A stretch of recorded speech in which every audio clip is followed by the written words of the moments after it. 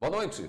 Os ministros do Supremo voltaram a analisar um recurso extraordinário dos Correios contra o estado de Pernambuco. A repórter Neila Guimarães acompanhou o julgamento e tem os detalhes. Boa noite, Neila. Boa noite, William. Boa noite a todos. Então, na segunda parte da sessão, os ministros julgaram um recurso dos Correios que questionava uma decisão do Tribunal Regional Federal da 5ª Região, que determinava que a empresa deveria pagar o ICMS quando realizasse o transporte de encomendas.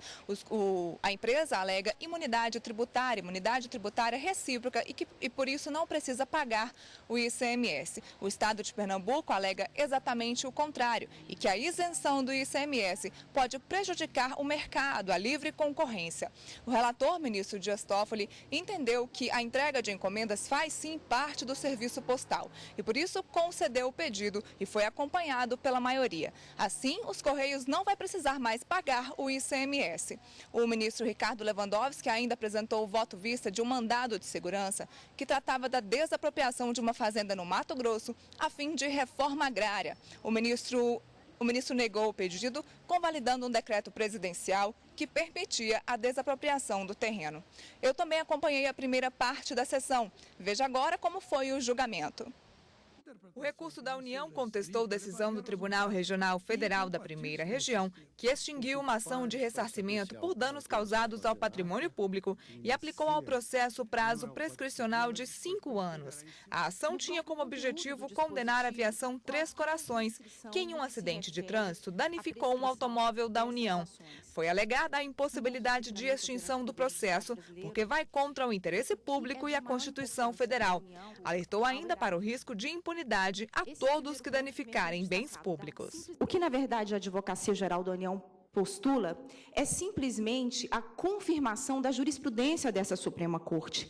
Esse assunto, esse tema, já foi objeto de deliberação por ambas as turmas desse douto colegiado. A defesa da empresa Três Corações discordou da ausência de prescrição defendida pela União. Imprescritibilidade, senhores ministros, todos sabemos, ela é atípica e é excepcional. O relator, ministro Teori Zavascki, manteve a extinção da ação. Para ele, a regra constitucional é a prescrição e a exceção é a imprescritibilidade, que não pode ser aplicada neste caso. A pretensão de ressarcimento, bem se vê, está fundamentada em suposto ilícito civil, que, embora tenha causado prejuízo material ao patrimônio público, não revela conduta revestida de grau de reprovabilidade mais pronunciado, nem se mostra especialmente atentatória aos princípios constitucionais aplicáveis à administração pública. Por essa razão, não cabe submeter a demanda à regra excepcional da imprescritibilidade. Os ministros questionaram ainda se o debate sobre o Instituto da Prescrição deveria ser feito no julgamento de um caso de acidente de trânsito. A emenda começa com a questão de improbidade, mas o caso não trata de improbidade nem de longe. Porque poderia até ser por implicitude. Nós estamos diante de um caso de crime. O julgamento foi interrompido pelo pedido de vista do ministro Dias Toffoli. Lembrando que amanhã também tem sessão plenária. Acompanhe os destaques com Karina Zucoloto e Carlos Eduardo Cunha.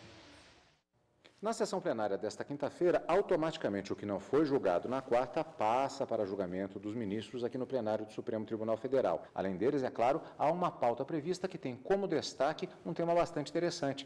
A criação de uma polícia científica no estado do Paraná teve a sua constitucionalidade questionada. Conta pra gente essa história. Exatamente. Essa é a discussão em 2 ações diretas de inconstitucionalidade que são propostas contra dispositivos da Constituição do Estado do Paraná, justamente com a redação dada pela Emenda Constitucional número 10 de 2001, que teria criado essa chamada Polícia Científica, órgão de segurança pública daquele Estado. 2 inconstitucionalidades são alegadas. A primeira, uma inconstitucionalidade material, no ponto em que, ao alegar dos autores dessas ações, teria violado o artigo 144 da Constituição Federal, que traz um rol taxativo, um elenco taxativo de quais seriam os órgãos de segurança pública. E a inconstitucionalidade formal também é argüida na medida em que essa matéria seria de iniciativa reservada do chefe do Poder Executivo e não poderia ser deflagrada pelo Poder Legislativo. Se esse julgamento, o julgamento dessas 2 ações vai acontecer no plenário do Supremo Tribunal Federal nesta quinta-feira, você tem que nos acompanhar no direto do plenário, a gente te espera.